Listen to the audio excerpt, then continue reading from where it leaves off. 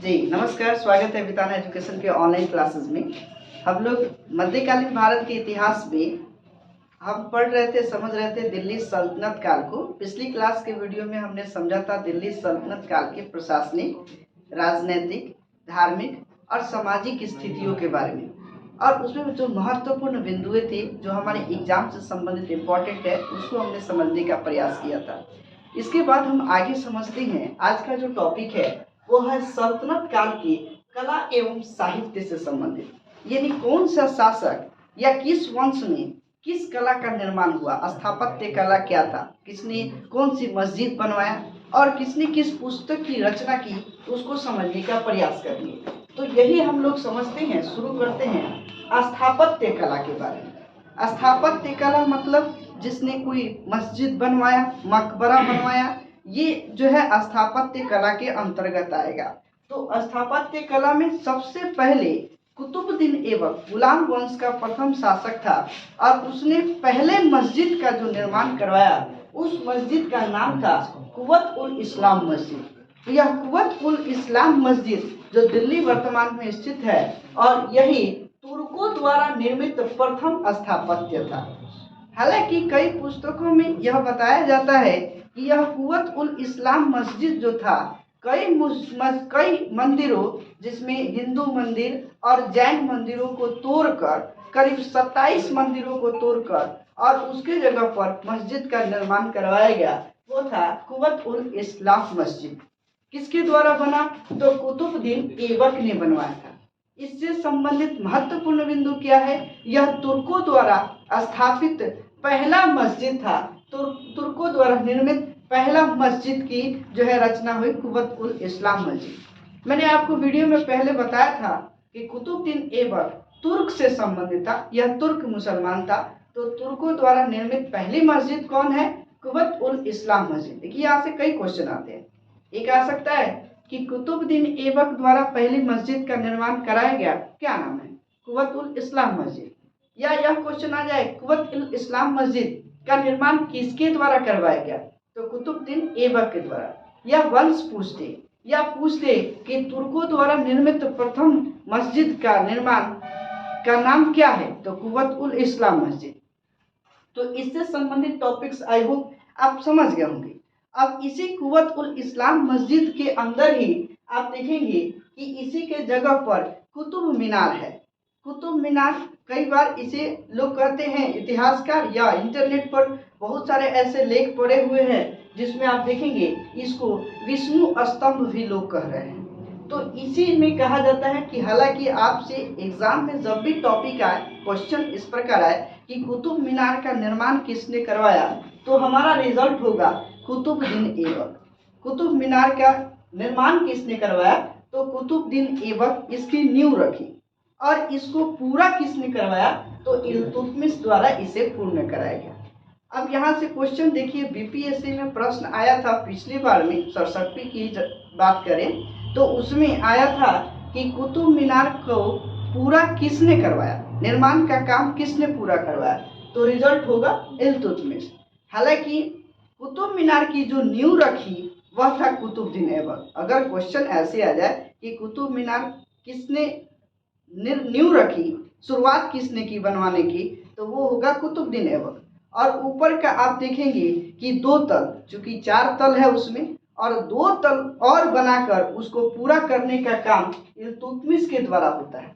और यही बाद में जब कुतुब मीनार पर वज्रपात हो जाता है तो आगे हम देखेंगे फिरोज शाह तुगलक के द्वारा इसको फिर से रिपेयरिंग करवाया जाता है। तो रिपेयरिंग कराने का काम फिरोज शाह तुगलक करता है और कुतुब मीनार को पूरा करवाने का काम इल्तुतमिश करता है, और कुतुब मीनार का नींव रखने का काम कुतुबुद्दीन ऐबक रखता है। अब इससे संबंधित कुतुबुद्दीन ऐबक ने एक और मुहम्मद गोरी के कहने पर इसने अजमेर में एक संस्कृत विद्यालय है, उस विद्यालय को तुड़वाकर, उस विद्यालय को आक्रमण कर और उस पर वहां पर एक नए मस्जिद का निर्माण करवाया। पहला आप देखेंगे तुर्क द्वारा निर्मित गुंबद वाला मस्जिद जो है वो अजमेर के मंदिर में बना। पहले यह संस्कृत विद्यालय था और वहां पर मस्जिद बनाया गया जिसका नाम हुआ 2.5 दिन का झोपड़ा। ये 2.5 दिन का झोपड़ा कहा जाता है कि यह 2.5 दिन में बनकर तैयार होने वाला मस्जिद है। हालांकि ऐसा कोई निर्मित नहीं था उस समय, इतना टेक्नोलॉजी था नहीं कि एकदम कम समय में आप कोई मस्जिद, कम समय में कोई एक बड़ी इमारत तैयार कर ले। हालांकि यह इमारत जो है पहले से ही था, एक संस्कृत विश्वविद्यालय, संस्कृत महाविद्यालय के रूप में प्रख्यात था, और वहां पर आक्रमण करके उस विद्यालय को नष्ट कर और वहीं पर उसी के ऊपर एक मस्जिद का निर्माण कर दिया गया 2.5 दिन का झोपड़ा। तो क्वेश्चन आए कि 2.5 दिन का झोपड़ा किसने बनवाया? कुतुबुद्दीन ऐबक ने। प्रश्न अगर आए कि यह 2.5 दिन का झोपड़ा पहले क्या था, तो यह एक संस्कृत महाविद्यालय था, संस्कृत कॉलेज था। कहाँ पर? अजमेर में। अब अगले टॉपिक की तरफ बढ़ते हैं। स्थापत्य में इल्तुतमिश ने, चूंकि कुतुबुद्दीन ऐबक के बाद स्थापत्य का डेवलपमेंट, विकास इल्तुतमिश के समय में भी हुआ। इल्तुतमिश ने सुल्तानगढ़ी मकबरा का निर्माण करवाया। यह सुल्तानगढ़ी मकबरा यानी यह ऐसा एक शासक था इल्तुतमिश जिसने भारत में मकबरा शैली का जन्मदाता माना जाता है। मकबरा अर्थात जब मुसलमान शासक की मृत्यु होती है तो उसका जो समाधि स्थल होता है वो समाधि स्थल को मकबरा कहा जाता है। तो भारत में यह इल्तुतमिश पहला ऐसा शासक था जिसने मकबरा पद्धति, मकबरा शैली का जन्मदाता माना जाता है। अब क्वेश्चन आ जाए कि मकबरा शैली का जन्मदाता किसे माना जाता है, तो उत्तर होगा इल्तुतमिश। और यह भी प्रश्न आ जाए कि यह वह कौन से ऐसे मकबरा के अनुसार माना जाता है कि मकबरा शैली का जन्म हुआ, तो वो होगा सुल्तानगढ़ी का मकबरा। सुल्तानगढ़ी का मकबरा किसने स्थापित किया? इल्तुतमिश ने। अब एक बार इसको हुआ क्या, इल्तुतमिश जब अपनी राजधानी को परिवर्तन करता है, पहले राजधानी था लाहौर और लाहौर से इल्तुतमिश लेकर आ जाता है राजधानी दिल्ली। तो दिल्ली में पानी की समस्या बहुत थी। पानी की समस्या ज्यादा होने की वजह से यह सोचते सोचते जब सोया तो सोते वक्त इसको एक दिन सपना आया। इल्तुतमिश को सपना आया कि ईश्वर अल्लाह आते हैं घोड़े से और एक स्थान बताते हैं, फलाना स्थान पर जो है पानी है और वहां पर तुम तालाब बनाओगे तो पानी की समस्या दिल्ली में समाप्त हो जाएगी। तो वही अपने उस जैसे सपना से फिर सुबह जगता है तो अपने मंत्री को बुलाता है और उस स्थल के बारे में बताता है, और सही में उस स्थल पर जाने पर वहां पाया जाता है कि घोड़े के खुर का निशान और एक चट्टान से पानी रिस रहा था, और उसी पानी रिसने वाले जगह पर उसने एक तालाब का निर्माण करवाया। नाम है उसका हौज-ए-शम्सी। हौज-ए-शम्सी वह तालाब बनाया और वही हौज-ए-शम्सी से पानी की समस्या जो है दूर हुई। हालांकि यह कहानियों में उसके द्वारा लिखित पुस्तकों में बताया गया है कि हौज-ए-शम्सी किसने बनवाया, तो इल्तुतमिश ने बनवाया। यह चट्टानों से रिसाव होने वाले पानी के स्थान पर एक तालाब का निर्माण करवाया जिसे हौज-ए-शम्सी कहा गया। क्वेश्चन आ जाए, एक और ध्यान में रखना कि यदि शम्सी शब्द आए तो शम्सी जो है इल्तुतमिश जो है उस वंश से संबंधित था, शम्सी वंश से संबंधित था, इसलिए इसे शम्सी भी कहा जाता है। तो इल्तुतमिश हौज-ए-शम्सी का निर्माण करवाया। इसी ने आप देखेंगे शम्सी ईदगाह का निर्माण करवाया। शम्सी ईदगाह किसने बनवाया, तो इल्तुतमिश ने बनवाया। और इसको याद रखने का सबसे आसान तरीका कि यदि शब्द में शम्सी आ जाए तो समझ जाइए कि शम्सी किससे संबंधित है, इल्तुतमिश से संबंधित है। तो हौज-ए-शम्सी इल्तुतमिश, शम्सी ईदगाह किसने बनवाया, तो इल्तुतमिश ने बनवाया। यह बात आप ध्यान में रखेंगे। यह कहानी आपको याद रहेगा कि एक दिन इल्तुतमिश को सपना आया और सपना आने के तुरंत बाद उसने तालाब का निर्माण करवाया। उस तालाब का नाम हौज-ए-शम्सी था। तो इस तरीके से हम समझ सकते हैं कि हौज-ए-शम्सी का निर्माण जो है इल्तुतमिश ने करवाया था। इसके बाद हम देखेंगे कि बलबन का मकबरा का निर्माण होता है और बलबन का मकबरा स्वयं बलबन बनवाता है और इसी ने इसे विशुद्ध इस्लामी शैली का मकबरा भी कहा जाता है। विशुद्ध इस्लामी शैली का मकबरा यानी पूर्ण रूप से इस्लामिक मकबरा जो निर्माण हुआ था वह बलबन के समय में इसने स्वयं का मकबरा निर्माण करवाया, बलबन का मकबरा।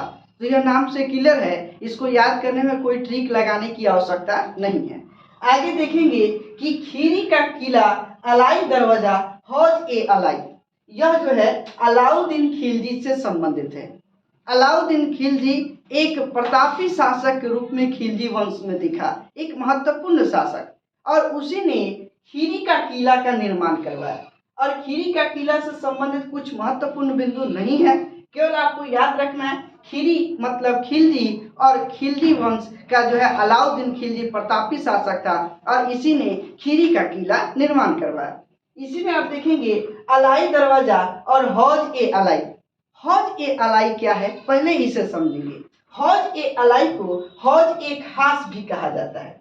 हौज ए अलाई को हौज ए खास कहा जाता है। और इसी में आप देखेंगे कि अलाई दरवाजा जो है यह 1000 खंबा वाला महल का जो निर्माण हुआ था, 1000 खंबे वाला महल, और उसी का जो दरवाजा वह अलाई दरवाजा हुआ जिसे अलाउद्दीन खिलजी ने निर्माण करवाया।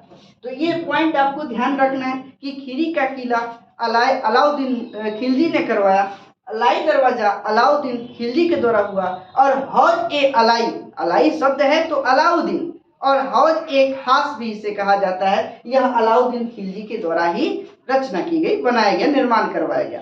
इसके बाद हम देखेंगे कि स्थापत्य कला में ऊखा मस्जिद, यह कहा जाता है कि ऊखा मस्जिद पहले यह जैन मंदिर था, जैन और हिंदू मंदिर था, इसे भी तोड़कर और उसके जगह पर नए मस्जिद का निर्माण करवाया गया, नाम है ऊखा मस्जिद, और इसे मुबारक खिलजी के द्वारा बनाया गया।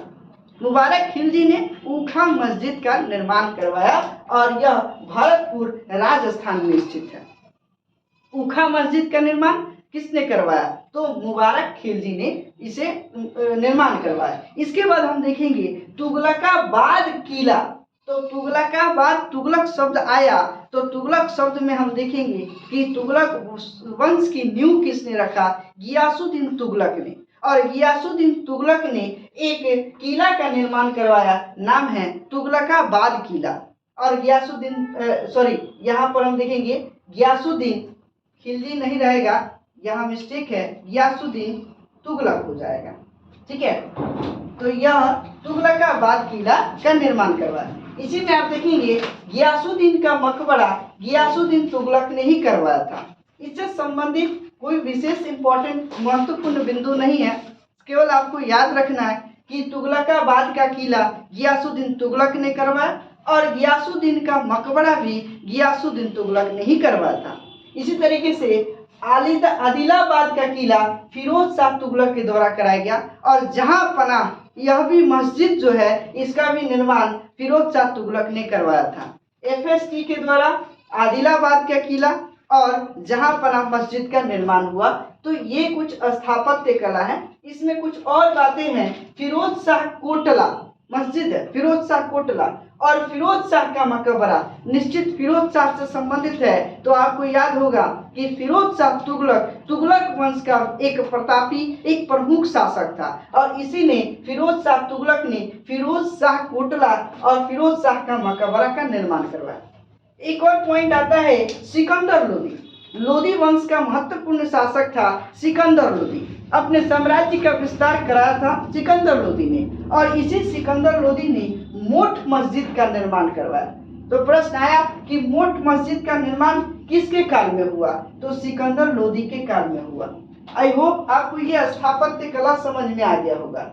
अब हम आगे बढ़ते हैं और इसी स्थापत्य कला में एक और महत्वपूर्ण बिंदु है जो अभी ही कवर कर लेते हैं। मैंने यहाँ पे नोट नंबर 2 में लिखा कि मालवा के विजय के उपलक्ष्य में राणा कुंभा ने एक स्तंभ का निर्माण करवाया, कीर्ति स्तंभ। कीर्ति स्तंभ का निर्माण जो हुआ उस समय निर्माता थे जैता। कीर्ति स्तंभ के निर्माता कौन थे, तो जैता थे, और राणा कुंभा के नेतृत्व में हुआ। और जो कीर्ति स्तंभ बना उस पर जो अभिलेख लिखे गए, जो शिलालेख लिखे गए, उसके अभिलेख के प्रशस्तिकार, जिसे अभिलेख जो लिखते हैं उसे प्रशस्तिकार कहते हैं। और प्रशस्तिकार कौन थे, अभि और महेश थे। तो यहाँ पे कुछ पॉइंट है कि मालवा विजय के बाद जो है कीर्ति स्तंभ का निर्माण हुआ। तो यहाँ क्वेश्चन आ जाए कि कीर्ति स्तंभ का निर्माण किस विजय के उपलक्ष्य में हुआ, तो मालवा विजय के उपलक्ष्य में हुआ। कीर्ति स्तंभ का निर्माण किस राजा के नेतृत्व में हुआ? तो राणा कुंभा के नेतृत्व में हुआ। और जो है कीर्ति स्तंभ के प्रशस्तिकार कौन थे? तो महेश और अभि थे। और जो है कीर्ति स्तंभ के निर्माता जैता को कहा जाता है। तो यह भी आपके स्थापत्य से संबंधित था। उस समय हिंदू स्थापत्य के रूप में इसी समय एक स्तंभ निर्माण करवाया गया, जबकि दिल्ली सल्तनत में सल्तनत काल में सबसे ज्यादा आप देखेंगे कि मस्जिद और मकबरे का निर्माण हो रहे थे। उस समय कीर्ति स्तंभ का होना यह भी एक महत्वपूर्ण बिंदु था। इसे मैंने यहाँ पे पेन डाउन कर दिया जिससे आप समझ सके इसको। आगे हम बात करते हैं साहित्य के क्षेत्र में कि इस समय कौन कौन से ऐसे पुस्तकों की रचना हुई थी और किसके द्वारा हुआ और किस वंश के संबंधित है, वो सभी टॉपिक को समझने का प्रयास करेंगे। थोड़ा सा ये डिफिकल्ट है, बहुत सारे ऐसे पुस्तकें हैं जिसको बोलना और समझने में थोड़ी सी कठिनाई होती है, लेकिन एग्जाम की दृष्टि से इम्पोर्टेंट है, तो इसे याद रखना इम्पोर्टेंट रहेगा। तो हम इसमें समझेंगे कि एक शब्द है ताज उज मासीर। ताज उज मासीर के साहित्यकार है हसन निजामी। यह कुतुबुद्दीन ऐबक के संरक्षण में एक पुस्तक लिखी गई, नाम है ताज उज मासीर। तो ताज उज मासीर जो है हसन निजामी के द्वारा लिखी गई पुस्तक है, जो कुतुबुद्दीन ऐबक के संरक्षण में लिखा गया। इसी तरीके से आगे एक बहुत इंपॉर्टेंट है, इसको हम VVI कह सकते हैं, क्योंकि कई बार एग्जाम में आया है। तबकात ए नासिरी। तबकात ए नासिरी किसके द्वारा लिखित पुस्तक है? मिनहाज उस सिराज के द्वारा लिखित पुस्तक है। ये इंपॉर्टेंट है, ये ध्यान में रखना है। तबकात ए नासिरी मिनहाज उस सिराज की लिखी हुई पुस्तक है और यह सुल्तान नसीरुद्दीन मोहम्मद के संरक्षण में हुआ। अब क्वेश्चन यहाँ पर एक बनता है कि तबकात ए नासिरी किस वंश के संरक्षण में हुआ? तो गुलाम वंश के संरक्षण में हुआ।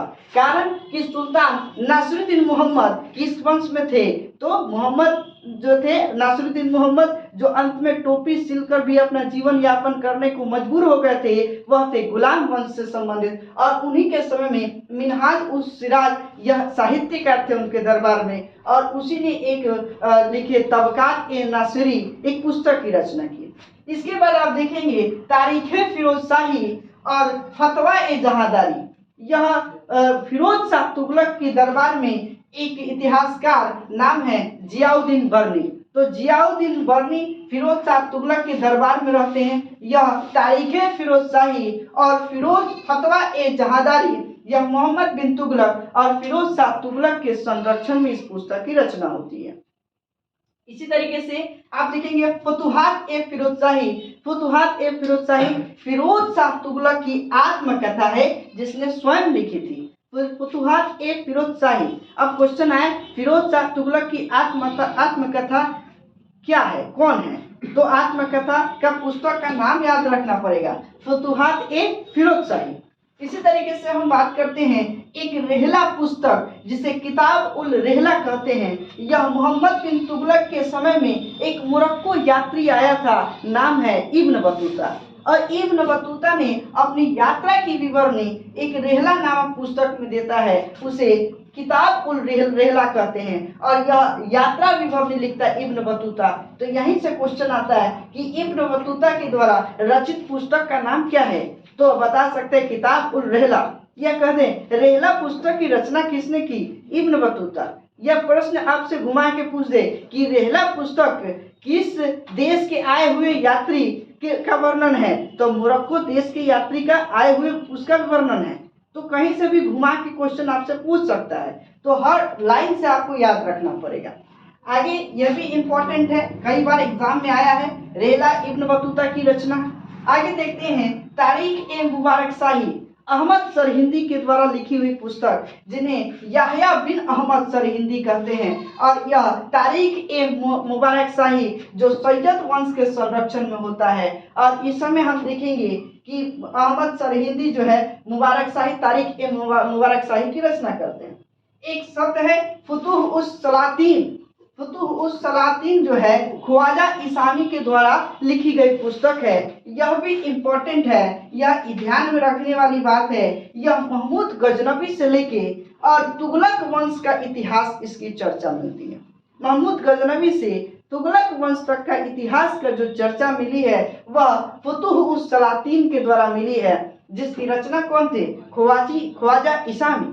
ख्वाजा इसामी के द्वारा लिखित पुस्तक फुतुह उस सलातीन। 2-3 बार आप इसको बोलकर लिख कर याद कर लेंगे तो ज्यादा इंपॉर्टेंट रहेगा। इसके बाद आते हैं महत्वपूर्ण बिंदु जिससे क्वेश्चन बनते हैं अमीर खुसरो से।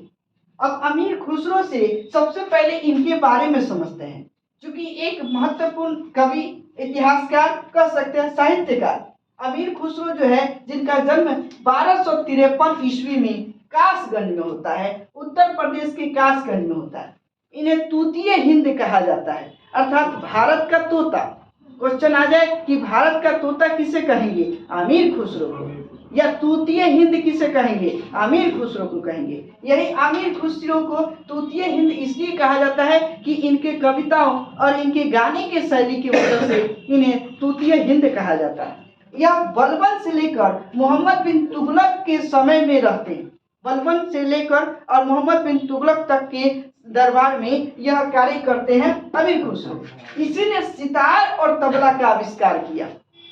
देखिए इंपॉर्टेंट बात है कि सितार का आविष्कार या तबला का आविष्कार किसने किया? तो वह है अमीर खुसरो। और इसी ने आप देखेंगे खुसरो, अमीर खुसरो वह एक पहला ऐसा मुसलमान था जो भारतीय मुसलमान होने का दावा करता है। अब भारत में क्वेश्चन आ गया कि भारतीय पहला मुसलमान होने का दावा किसने किया? तो अमीर खुसरो ने किया। यानी खुसरो वह प्रथम ऐसा मुसलमान था जिसने भारतीय होने का दावा किया कि हम भारतीय मुसलमान हैं। समझ में आ गई होगी बात। आगे है, इसी ने कव्वाली शैली का निर्माण आरंभ करता है। आप देखते हैं बीच में कव्वाली जो लोग गाते हैं, तो वह कव्वाली शैली का भी आरंभ करता अमीर खुसरो को ही माना जाता है। तो अमीर खुसरो इसलिए इन्हें तूतीय हिंद और भारत का तोता भी कहा जाता है। अब अमीर खुसरो की कई ऐसी पुस्तकें हैं, कई रचना है जो डायरेक्ट एग्जाम में आ जाता है। अब कई रचना में आप देखेंगे किरान उस सादीन किसने रचित की? तो अमीर खुसरो ने। मिफ्ता उल फुतूह अमीर खुसरो की रचना है।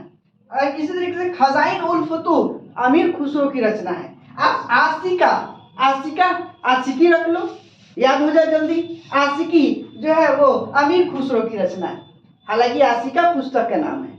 अब याद रखने के लिए आप इधर उधर शब्दों को उलट फेर करके याद कर ले, जिससे आपके दिमाग में सेट हो जाए। आगे है नूह सिपिहर। नूह सिपिहर जो है यह भी अमीर खुसरो की रचना है। यह क्वेश्चन आया हुआ है तुगलकनामा किसकी रचना है? तो यह भी ध्यान में रखना है, इसको स्टार मार्क कर लीजिए। तुगलकनामा अमीर खुसरो की रचना है। आई होप यह साहित्य से संबंधित आपको पुस्तक की रचना, रचनाकार और उससे संबंधित बिंदु समझ में आ गए होंगे। 1-2 बार इस वीडियो को देखें और समझें ताकि यह पूरे पॉइंट्स आपका हो सके। इसी में एक और पॉइंट हमने नोट किया कि दिल्ली सल्तनत की जो राजभाषा थी वह फारसी थी। क्वेश्चन आ जाए कि सल्तनत काल में दिल्ली सल्तनत की राजभाषा कौन थी? तो फारसी थी। यह ध्यान में रखेंगे। आज भी देखिएगा कि हम लोग कोर्ट कचहरी वगैरह में फारसी लफ्ज का प्रयोग करते हैं, तो ये फारसी लफ्ज उसी समय से चलता हुआ आते चला गया है लगातार। अब धीरे धीरे कुछ सुधार हो रहे हैं, तो इसको हम समझ सकते हैं कि आप स्थापत्य कला को समझ लिए, साहित्य कला को समझ लिए और इससे संबंधित जो महत्वपूर्ण टॉपिक है उसको आप समझ लिए। 1-2 बार इस वीडियो को देखकर आप समझ सकते हैं। आज हमारा सल्तनत काल का यह अंतिम वीडियो था। इसके बाद हम लोग अगले वीडियो में मिलेंगे, संभवतः उसमें हम 50 क्वेश्चन देंगे और आपसे उत्तर की अपेक्षा करेंगे। मिलते हैं अगले क्लास के साथ। धन्यवाद। Thanks a lot.